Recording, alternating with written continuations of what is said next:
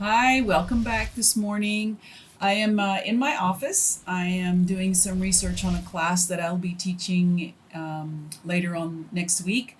So, I wanted to do a really quick video on one of the main subjects that we'll be going over during this time, which is menopause. Some people are not aware of what menopause is or when it starts, when it stops. There's a lot of things that women aren't being told about this. So the first thing I want to tell you is there's perimenopause and menopause. There's actually even premenopause. So menopause is you're actually in menopause when you have not had a period or menstruation cycle for 1 year. Now this could be natural, this could be a medical, it could be a surgery, but generally it's when you've not had a cycle for at least a year, one solid year.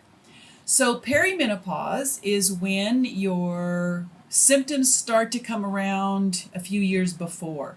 Now, there's a lot of difference in age. Usually by 45 to 55 is when menopause will hit, and definitely when perimenopause will come in.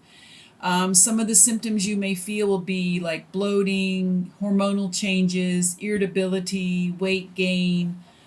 Cycles will start to vary, all of these different kinds of things. And we will go into those more in a later video.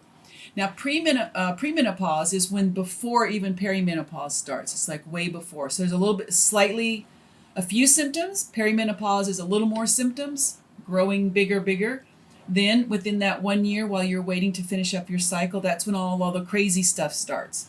So sometimes during that year before you actually will stop your cycles, you will have irregular cycles, heavier cycles, the bleeding will actually change itself.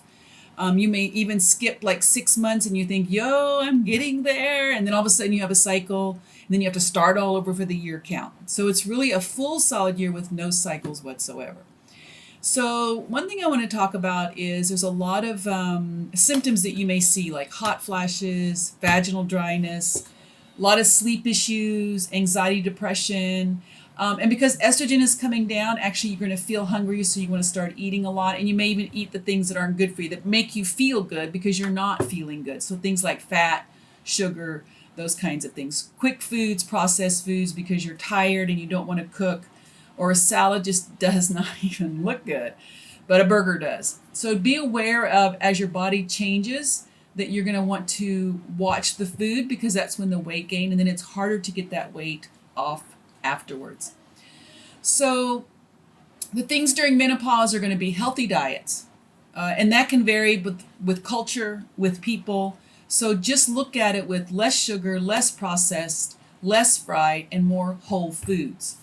Movement is excellent for menopause and perimenopause because it really helps with bone health. It helps with mood. It makes your mood better. It makes fatigue less, makes you sleep better. It helps you focus in on these areas. It could be anything, whether it's walking, tai chi, yoga, swimming is really good. Anything that you want to get started, please start moving. And also, your activity keeps your mind and body healthy. This is really what we're trying to do during menopause, because the healthier you are, the more that you can do, the more you can do for longer in your life. That's really the key here. So one thing I want to bring up is menopause is really shrouded in a lot of mystery now and taboo sometimes, and women almost become invisible when they become menopausal. Like nobody sees them. It's a demographic that a lot of people don't reach out to. So I wanted to give you some definition of words that might help you understand that in previous times, women, elder women who were through with their cycles, through with motherhood, were really not worshipped, but they were respected. And this is a really important part of menopause because we do have some wisdom. We have learned a lot of fucking shit along the way. We may not know it all, but we certainly know some things that could be helpful to the younger people. So the word crone is a word that we usually use for someone usually maybe after 60. I know there's some debate about that, but for me, I would say once I turn 60, I will become officially the crone. And the crone's original word word meaning is crowned one. So by 60, I have developed some wisdom. I have done some amazing things. I have tried to figure out what my life is like. I've accepted that mistakes are often the very best things that happen to you and create that growth. So the crowned one.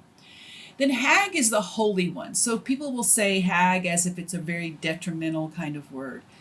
And really, hag means holy one. So I almost, for me, feel like hag would be after 70, maybe even 80, where you're really into that part of your life where you're maybe slowing down a little bit and there's other things that you need to do.